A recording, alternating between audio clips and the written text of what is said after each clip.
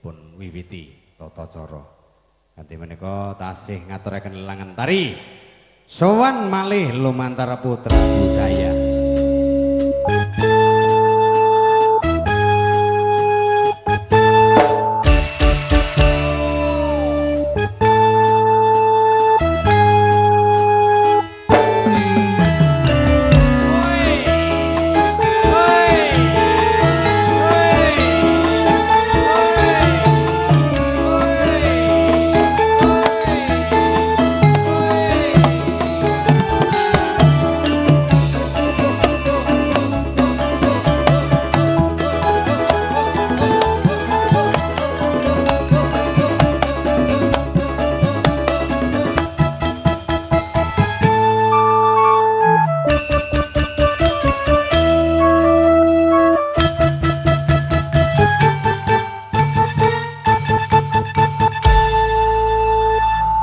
Wilujeng rawuh Pak Lurah.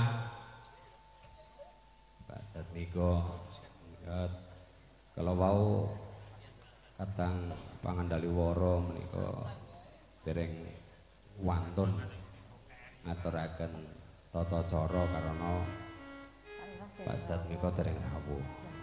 Sakmenika sampun rawuh tegesipun sedilit melih wis lekas acara. Double. Pak Lurah ya kelarisan lho. Pak Lurah ya laris ra jamak to ya. Kandhane ya. Aku arep ndobel wae ra sida kok. Lah ya ki. Tiwas ora tak tampa dobelanku. Acarane sakniki napa mengke? Pak Lurah sing ajeng dobel lho niki lho. Ha iya lho. Mirunggan kagem katang sepuh kula.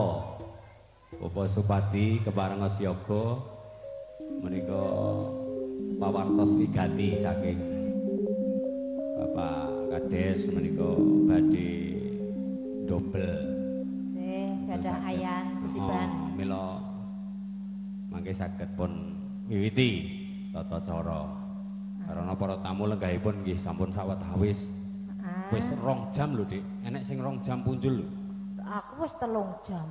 Ya nek kowe ngono maklum kowe pancen kudu risik. Tegese para tamu enek sing 2 jam punjul lenggah ket mau. Lah ya ki. Ya kabeh gen iso rampung. Saya kersane. Ya, saiki nyanyi sik.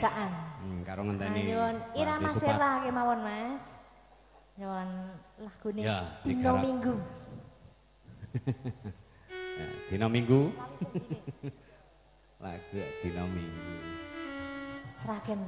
Ya, iya. Ben ra ngantuk. Ya, rapi rong sragen.